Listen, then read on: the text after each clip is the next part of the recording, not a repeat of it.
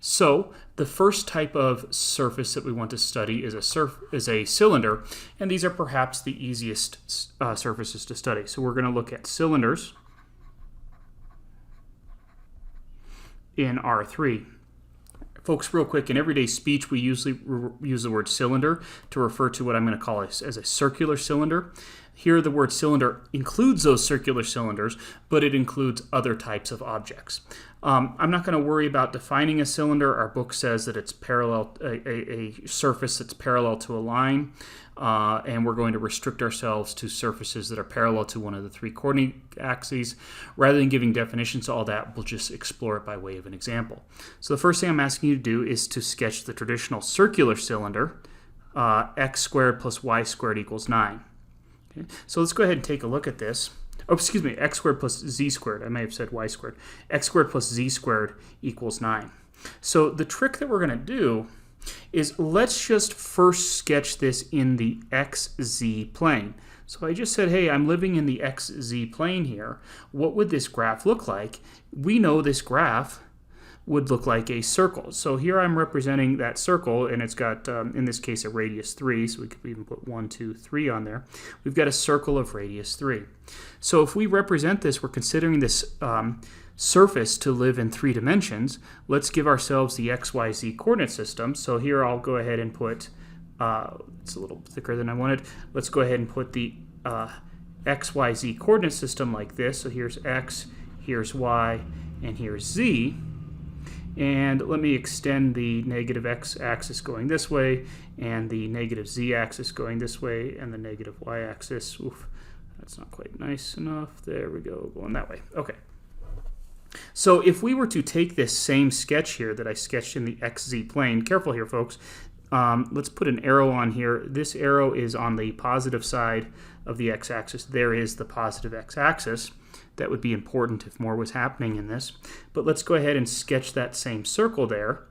And I'll define this actually on the next page, but what I just sketched was the trace of this surface when I restricted myself specifically to the xz plane.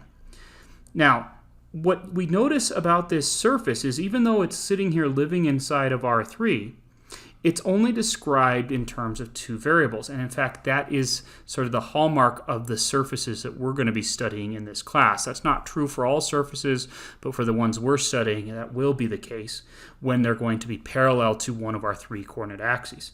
So what that means is that, let's say I went out here. So first of all, I guess let me just notice that, all the points inside here would be points like, so this would be the ordered pair 0, 3, 0. And here I'd have the ordered pair 3, 0, 0. And notice that all of the points for this particular part of the surface have y coordinates of 0. Oops, and I didn't get that right. Hang on, folks, that's a mistake. Let me make that 0, 3. And all of the y coordinates through here would be 0 for that circle. Well, if I scoot it over to where y equals 1, let's go ahead and let y equal 1 and sketch it. What I would have is an identical circle, just scooted over. That's supposed to be an identical circle. Let me try that again. It's not going to come out well, but there we go. We'll just call that good. Where all of the points here, so for example, this might now be the ordered pair up here. This might be the ordered pair 0, 1, 3, and over here this would be the ordered pair 3, 1, 3. All of the y coordinates in this plane here would have a y coordinate of 1, and in fact you could imagine there being this sitting inside of a plane. So that's kind of a long description to get us there. I'm going to go ahead and sketch this one more time without the clutter, and let's go ahead and actually sketch this full cylinder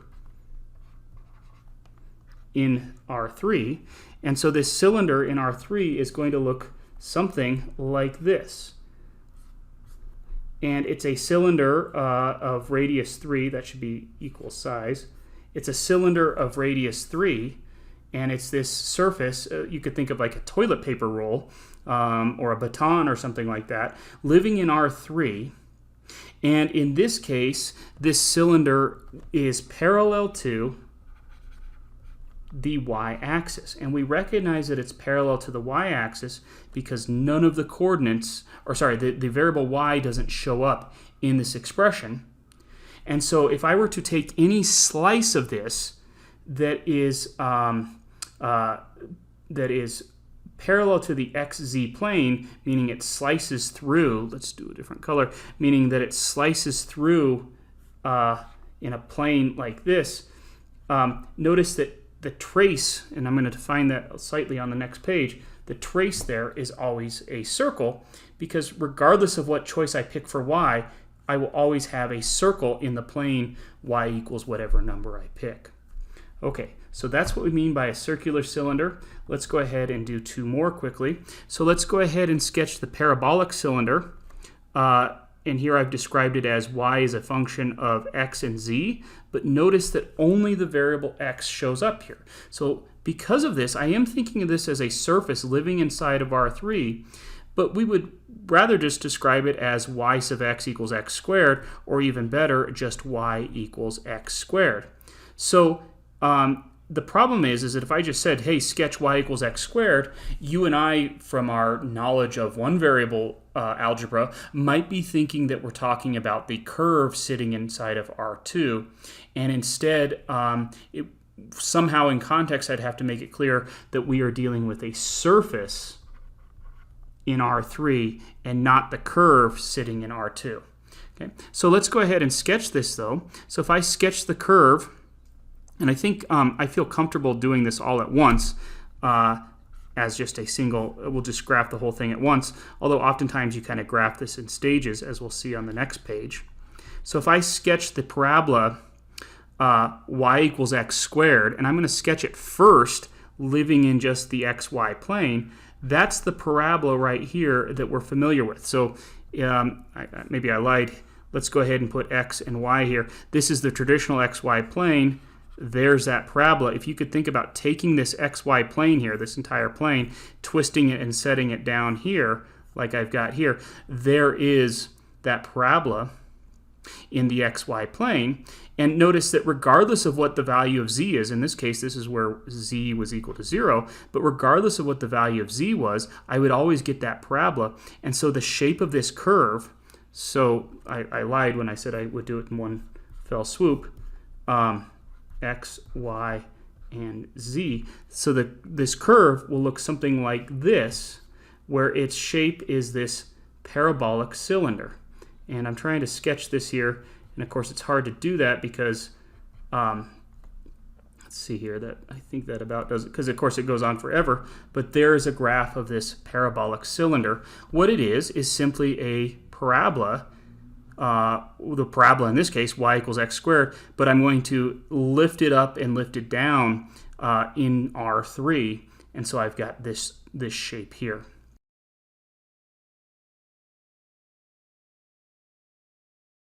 Okay, so let's do this once more. Let's sketch the graph of the surface y equals the natural log of z. So giving that a shot, let's see here. If I were to first take the and this is what I would recommend doing for something like this, the zy plane, and if I sketch the natural log of z in that zy plane, there's the graph y equals the natural log of z. And so what I'm going to do now is I'm going to then put this in the xyz coordinate system in 3 space.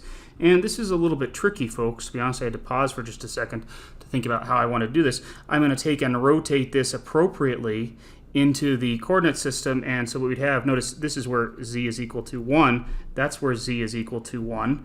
And let me just give myself sort of a bottom plane here to kind of reference.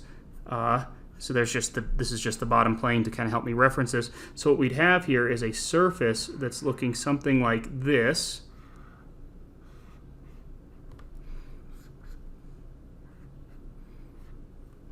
And if you were to just look in the yz plane, you would have that graph of y equals the natural log of z there. Okay. Folks, that wasn't a very good sketch, and just to show you, I went ahead and put this into CalcPlot 3D here, and you can see here I've gone ahead and sketched the graph of this natural log cylinder y equals the natural log of z. And it's called a cylinder. This is the best way to describe it for the cylinders we're dealing with this in this class. If you look down the x-axis, you've just got a single curve. If you were able to look straight down that x-axis, it would look like a single curve. And that's how we're describing these cylinders in this class that are always parallel to one of the 3 coordinate axes. So anyway, there was a rough sketch, and that's a quick overview then of cylinders. Let me just add, I guess, that this particular cylinder so this surface is a cylinder parallel, in this case, to the x-axis. And let's leave that there as our discussion of cylinders.